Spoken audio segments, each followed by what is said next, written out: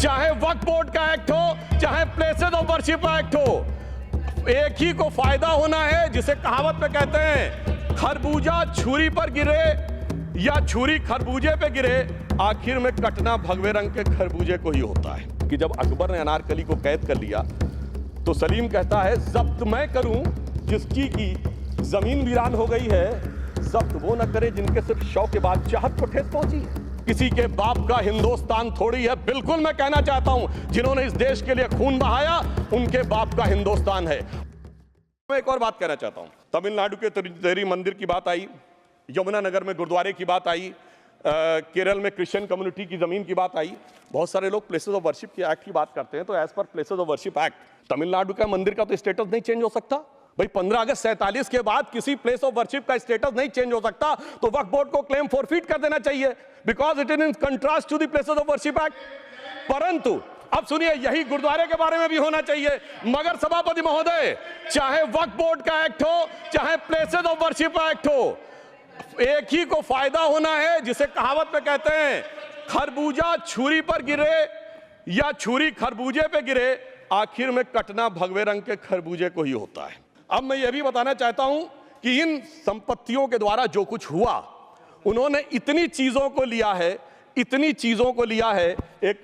पुराना उर्दू का शेर है कि मिटे नामियों के निशान कैसे कैसे, और ये जमीन खा गई आसमां कैसे कैसे। इस जमीन ने कैसे कैसे लोगों को अपने में समा लिया, इसकी तमाम तारीख गवाह है कि जब इतना ज्यादा आगे बढ़ गया तो फिर कोर्ट ने आगे इंटरवेंशन करना शुरू किया। मैं डिटेल में नहीं जाना चाहता हूं। अभी कार्तिकेय शर्मा जी ने बहुतों ने बोला सैयद फसल का case versus union of government, Allahabad high court के केस को कहा, मगर Bashir versus state of West Bengal case में उन्होंने बहुत क्लियर कट कहा है कि waqf is not a religious denomination in accordance with article 26 of the constitution, so the matter regulating to the restricting the economic, financial, political and other sectoral activities that may be associated with religious practice under Article 25(2)(a) of the Constitution can be regulated by the state। तो मुझे लगता है अब इसके बाद कोई किंतु परंतु का स्कोप नहीं रह जाना चाहिए। परंतु उसके बाद भी सभापति महोदय, जो कानून को न माने, जो कहे संविधान को नहीं मानेंगे, और जो ये कहे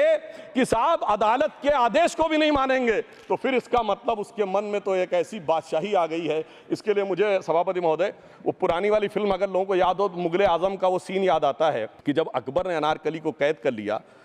तो सलीम कहता है जब्त मैं करूं जिसकी की जमीन वीरान हो गई है, जब्त वो न करे जिनके सिर्फ शौक के बाद चाहत को ठेस पहुंची है।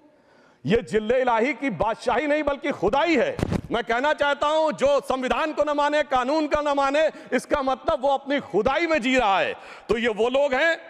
और वैसे मैं सभापति महोदय, खुदाई से आजकल बहुत से लोगों को डर लगता है, क्योंकि जहां जहां खुदा है वहां वहां भगवान है, जहां जहां खुदा है वहां वहां भगवान है। बाकी आप सब बहुत बुद्धिमान हैं। अब मैं ये भी बात कहना चाहता हूं, और वैसे आखिर में उस अनारकली को कैद से छुड़ाने के लिए सलीम का एक हिंदू साथी दुर्जन सिंह ही आया था। मैं कह सकता हूं कि वक्फ की इस मुकद्दस जमीन को